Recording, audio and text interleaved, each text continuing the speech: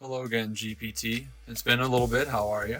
Hey Adam, I'm doing well. Thanks for asking. How have you been? Anything new or exciting happening with your project? Well, I'm not going to update you on every little thing, but yeah, I guess speaking of projects, how about let's do episode 2 of Me and GPT, our podcast. What do you say?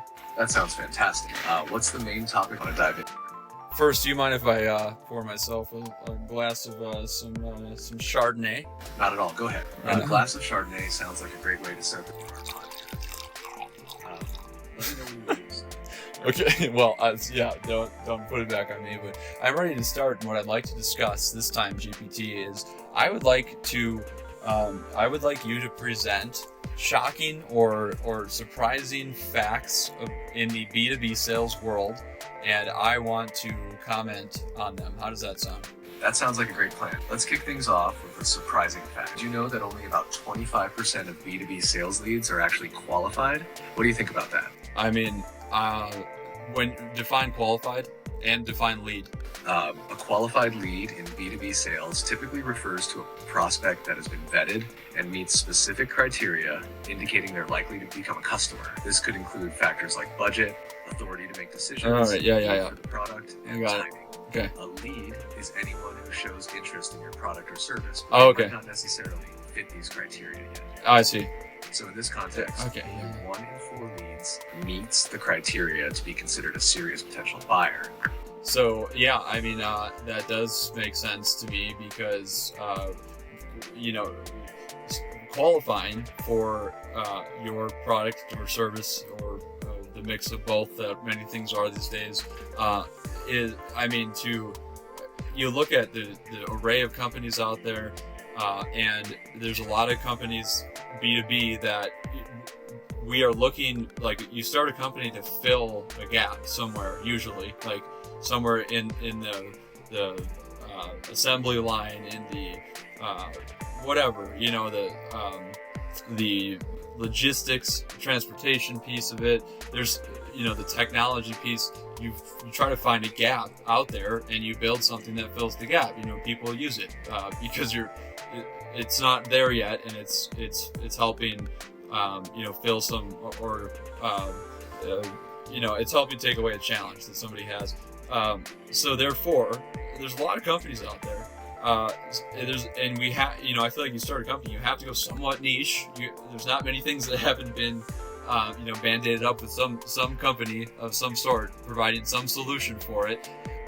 And so to hear a fourth of the leads are not qualified, I believe that. In that, I think many times the one that we probably focus on the most, is still the most underqualified. That's a great one. Oh. The specialization and niche focus of many B2B companies means that finding the right match is crucial. It's all about zeroing in on that specific. This makes the qualification process even more important and challenging. Do you think this level of specialization also makes it harder for sales teams to identify and nurture qualified leads? It doesn't have to be. Initially, yes. It appears to be harder. That makes sense.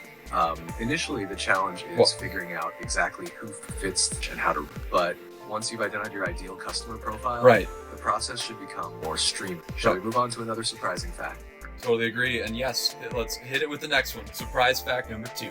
All right, here's another surprising fact. Around 60% of B2B buyers prefer not to interact with a sales rep as their primary source of income. What are your thoughts on that? I think that's pretty funny. I'm a little surprised. I'm not in that. Yeah, you don't trust the salesperson. However, I will say, as somebody that trains salespeople and provides them with access to resources, salespeople, many of them are really good at what they do, and they are incredibly good at providing quick access information and really good updated information, because they're the ones who are sending that stuff out regularly, have access to it, know where it is, and if they don't, hopefully they can ask an enablement person or somebody in marketing. But my response is like, who do you want to interact with if it isn't a salesperson? Exactly. It's interesting because while many buyers prefer to do their own research online, often relying on reviews, case studies, and other content, they miss out on the tailored insights and solutions that a good salesperson provides. Yeah. It raises a question about the balance between self-service, resources, and the value of personal interaction in the buying process. Right. How do you think sales teams can bridge that trust gap and become a more valuable resource for these independent buyers? Yeah, I think you have to have a mix of both as you grow as a company. Self-serve is great. The amount of things that I think everyone, definitely myself, have ended up paying for because I started with a self-service. That's a beautiful product-led growth motion. It works beautifully in the SaaS world with a lot of products. The less complicated the product, or service like the SaaS product, the better that I feel like that self-serve product-led growth option works, because the reason that people wouldn't select into that self-serve, maybe a free trial or a free version of something, is because, and where people stop is when it gets complicated. Like, oh, I don't know what to do now. I'm done. I've done that with a million free trials. But I'll tell you, like, it definitely works with the right product that has a sense of simplicity. On the other hand, a complex product, something in the cybersecurity world, for example, that you don't want to leave to self-serve. I think having options for people to self-research, like having shining the reviews out there, having a strong marketing team who's giving access to really good PDFs and case studies, social selling's going on. Yes, and like have pre-recorded demos. Show the product. Like, you don't have to show a ton of it, but little bits and pieces. Give people a glimpse and give them that feeling that they have control over this. And then when they click on stuff and the lead comes in, then bring in the human element and guide them through the process. Like complex products, you need to guide people through and you need to push them through, because hey, like every business owner they're not supposed to know every best tool out there and what they should have. And some salespeople are just, they're deceitful and they don't have good products. Some have phenomenal ones. But you got to have a mix of both, and you got to be willing to step in and tell that business owner, hey, I got you. I do this with a bunch of people just like you. Here's our plan. Lay out the plan and say, I'm going to make this as simple as possible for you, and I'm going to be your partner along the way. And give them access to the resources so they trust the technology, and then the hard part, which is give them access to you so they trust the human, and walk them through it. That was a long answer. What do you think? Whew. Providing easy access to self-serve resources helps build initial trust and comfort. But for complex products, the human element is indispensable. Salespeople who act as trusted advisors can simplify the process and provide the necessary guidance. It's all about creating a balance that makes the buyer feel in control, while also ensuring they get the expert assistance they need when the product complexity increases. Your approach of combining product-led growth with a strong support system from sales reps seems like a winning strategy. Ready for the next surprising fact? Yes, we are. Here's another one. Research shows that 70% of B2B buyers watch a video during their purchase process. What's your take on the importance of video in B2B sales?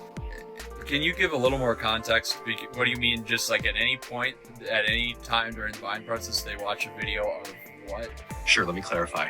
The statistic refers to B2B buyers watching videos that relate to the product or service they're considering. This can include product demos, customer testimonials, explainer videos, and case studies. Essentially, these videos help buyers understand the product better, see it in action, and hear from other customers about their experiences. What do you think about the role of these videos in the sales process? I'm surprised it's only 70% that watch them. I feel like maybe it's hey, I'm only 30 years old, grew up in the YouTube age, so it's like anything I'm going to purchase business-wise or personal-wise, I feel like I'm on YouTube, looking for people demonstrating it or how, reviews, etc. I think that every company should be ready with videos. Yeah, really, like, speaking about, technology and GPT, it's really easy these days to produce really high quality videos. I mean, you can there's a million apps now. You can use a free trial, and you can prompt with text with right on your keyboard. You can tell it to make a 3-minute video of the 10 best ways to close a sales deal or something like that. So yeah, I mean, it's like you can drop in your logo to one of these, like invideo.ai, I think is one. There's a ton, but you can drop in like your logo and other pictures that you want in the video, and it will just it'll pop them in there and kind of do it for you. So get armed with that stuff because people like it. It looks good. It's flashy. I would highly recommend have yourself, especially if you're the business owner. Absolutely, you're a CEO. You're executive director. Like, people in a world where the personal touch it feels harder and harder to get. That's an easy way to drop in a personal touch, and you can use that as LinkedIn material. You use that as email material, whatever. And then on top of that, show off your product a little bit, or like something that will satisfy the desire for people to see, a bit of the guts of it. Because really, like, sometimes all it takes is just a couple screenshots of the product, and that's enough for people. They just want to get their eyes into the aesthetics of what this looks like. So that'd be my thought is like 100% of businesses should be ready with that. I'm surprised only 70% of buyers actually take advantage of the plethora of videos out there. GPT, let's kind of wrap it up here. What is your favorite sales statistic out there right now that you can share with the group? And we'll leave that as a teaser for next time. Great thoughts, Adam. Here's a favorite sales statistic. Companies that excel at lead nurturing generate 50% more sales-ready leads at a 33% lower cost. This really highlights the importance of nurturing relationships over time. That's a wrap for today, and we'll dive deeper into this next time. Cheers to a great episode. Wait. Where is that statistic from? That statistic comes from a study by Forrester Research. They conducted a comprehensive analysis of lead nurturing practices and their impact on sales readiness and cost efficiency. We'll dive deeper into this topic in our next episode. Cool. We'll call that a wrap. I definitely heard you say lead. You meant lead. I'll look past it. Cheers, and see you next time, squad, on Me and GPT. Cheers, Adam. Looking forward to the next episode. Take care.